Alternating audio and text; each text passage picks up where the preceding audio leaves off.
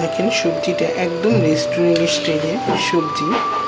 এইসব এরকম করে কিন্তু সবজিটা অনেক বিয়েবাড়ির অনুষ্ঠানে দিয়ে থাকে, বা আমরা রেস্টুরেন্টে অনেক সময় ফ্রাইড রাইস খেতে যাই, ফ্রাইড রাইসের সাথেও কিন্তু এরকম করেই সবজিটা দিয়ে থাকে। তো আমরা অনেক দাম দিয়ে এই সবজিটা কিনে খাই, বাট একটু যদি নিয়ম জানা থাকে তাহলে এই পুষ্টিকর যে সবজিটা আমরা কিন্তু ঘরেই তৈরি করে খেতে পারি।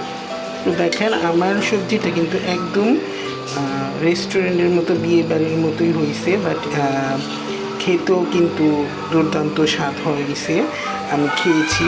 তো আমরা যেহেতু বয়সটা কিন্তু পরেই দিই, তো খাওয়ার পরে যখন আমি রেসিপির এই যে ভিডিওটা এডিটিং করছিলাম, তখন আমার বারবার এই কথাটাই বলতে ইচ্ছে করছিল যে এত টেস্ট হয়েছে, সবজিটা দুর্দান্ত ছিল।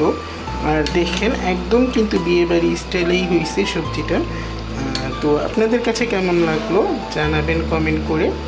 তো বেশি বেশি করে একটু সাপোর্ট করবেন, আপনাদের সাপোর্টটাই কিন্তু আমাদের কাছে সবচেয়ে মূল্যবান। তো সবাই ভালো থাকবেন, আল্লাহ হাফিজ।